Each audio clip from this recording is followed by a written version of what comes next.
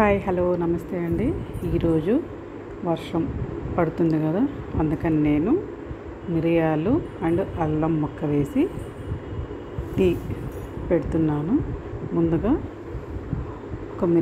ఒక 20 అట్లా మిరియాలు తీసుకొని చిన్న అల్లం ముక్క తీసుకొని గిన్నెలో వేసి మెత్తగా ముక్కగా దంచుకోవాలన్నమాట. ముగ్గురికి టీ అన్నమాట. 2 టీ గ్లాసులు వాటర్ వేసాను. అలాగే 3 టేబుల్ స్పూన్లు టీ పొడి వేసేసి చిన్న మంట పెట్టి అవి మరగనిచ్చాను అన్నమాట.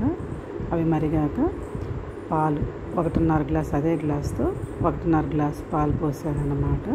చూసారా, అవి కరెక్ట్గా ముగ్గురికి వచ్చేస్తాయండి. షుగర్ అయితే 3 టేబుల్ స్పూన్లు, పెద్ద స్పూన్ అయితే 3 టేబుల్ స్పూన్లు షుగర్ సరిపోతుంది.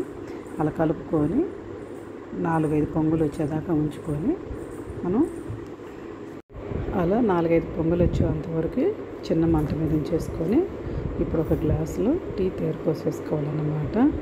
కరెక్ట్గా మనకి 3 కప్పులు టీ వచ్చేస్తుంది కొలతల ప్రకారం. అయితే నేనైతే అలానే చేస్తే ఎంతమంది అయితే అన్ని కప్పులతో కొలత వేసి పెడతాను.